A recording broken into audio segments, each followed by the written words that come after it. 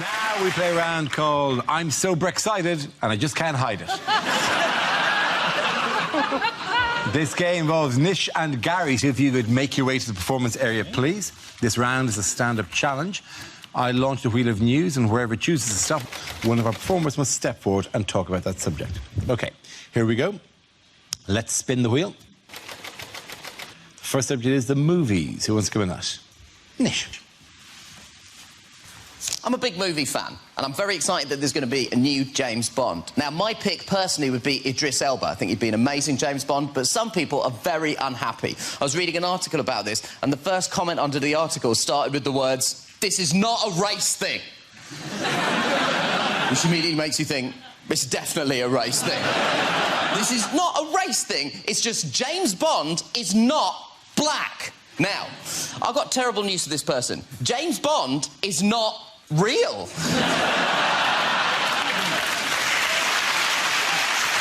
He's not a real person. He doesn't exist. If you're talking about fidelity to Ian Fleming's original character, Daniel Craig has a smartphone and a laptop, and in one of the Pierce Brosnan films, he drove an invisible car. So it might be a bit like if you just suddenly become a stickler for canon. And the second comment started with the words, "This is political correctness gone mad. This is the ethnic minority lobby getting their way again." And hey, we all know if the ethnic minority lobby has been campaigning for anything, it is for a black James Bond. People have been out in the streets. We want a black James Bond now. We don't care about police brutality. All we care about is 007. Hashtag Black Bonds Matter. We will settle for a Mexican, maybe. And who can forget the immortal words of Dr. Martin Luther King? I have a dream that one day a black man will play a fake spy. Thank you very much. Well done, Nish. The first subject is politics. Oh, Nish. So, we're living through a real period of political instability, both here and in America. And in the last couple of months, some unlikely saviours have emerged. Tony Blair is considering a return to frontline politics, and Chelsea Clinton is contemplating a run for the Senate in 2020. And to those people, let me just say this. Maybe just leave it. If you want to turn your public opinion around, the way to do it is philanthropy, right? And let's look at someone who has turned their public opinion around through philanthropy. Look at Bill Gates, right? Bill Gates, for the last 15 years, with his wife Melinda, has spent all his time trying to fight the spread of infectious disease. I don't understand the science behind what's going on. From what I can tell, Bill Gates is trying to bribe AIDS to fuck off, right? And we like him for that. But in the 90s, we hated Bill Gates because of the paperclip. Basically, there was a paperclip, and you'd turn on Word and the paperclip would appear, and it would ask you if you're writing a letter, but you weren't writing a letter. So you're like, I hate you, Bill Gates! I'm going to buy a Mac forever! And there are people genuinely putting their money where their mouth is in regards to philanthropy. Look at J.K. Rowling. We all need to be very nice to J.K. Rowling from now on, because she may be about to be all we've got economically. We have no manufacturing sector. Our service industry has been driven by mass migration from the EU. After Brexit, our entire economy may depend on the adventures of a fake wizard that technically ended in 2007, right? We got the play, we got the films, we got the film tour. Can we do a play tour? JK, please write another book. Wales is sinking. Maybe something about Harry trying to get his finances in order in his 30s, like Harry Potter and the Mystery of the Fixed Rate ISA. Thank you very much, Nish. This game involves Nish and Milton, so if you could make your way to the performance area, please. This round is a stand-up challenge. I launch the wheel of news, and wherever it chooses to stop, one of our performers must step forward and talk about that subject. OK, here we go. Let's spin the wheel. And the first topic is health. Who wants to come out? Nish.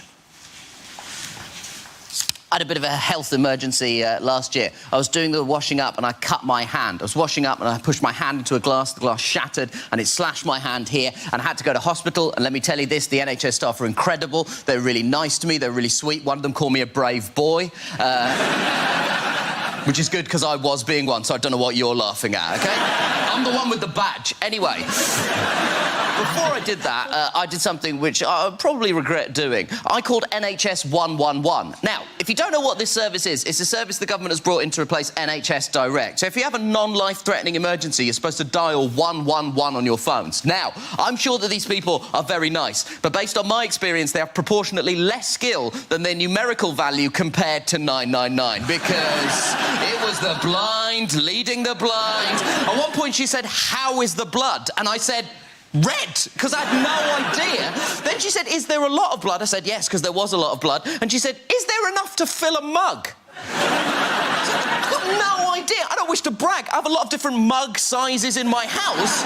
Also, while this was happening, I was just panicking. I wasn't decanting the blood in that it could be poured back into my body at a later date. Then she said, "Is the blood flowing or oozing?" I said, "I have no idea what the difference is between those two things is." And she said, "Oh, there's a difference." And I was like, "I'm not getting into a semantic debate with you while blood is gushing out of my hand." And she just went, "Gushing, thank you very much." Well done, Nish Kumar. Okay, so that leaves Nish. Let's see what your topic is. Let's spin the wheel.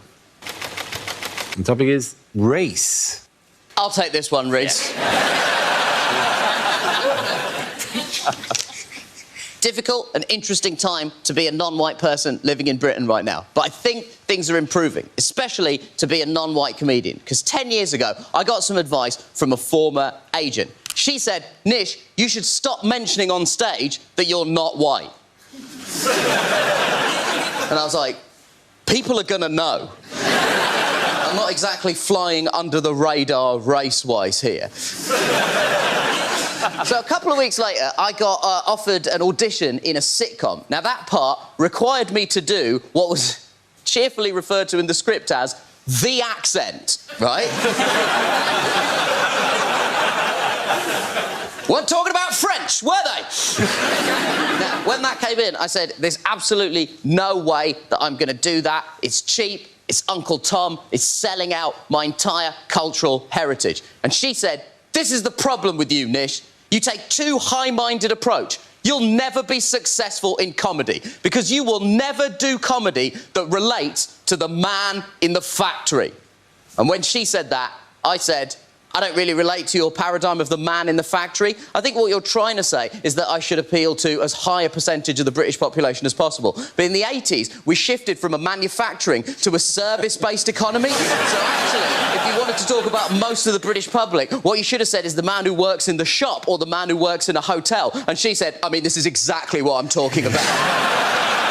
Thank you very much, Nish. Point to the line, go to Reece James. Come back.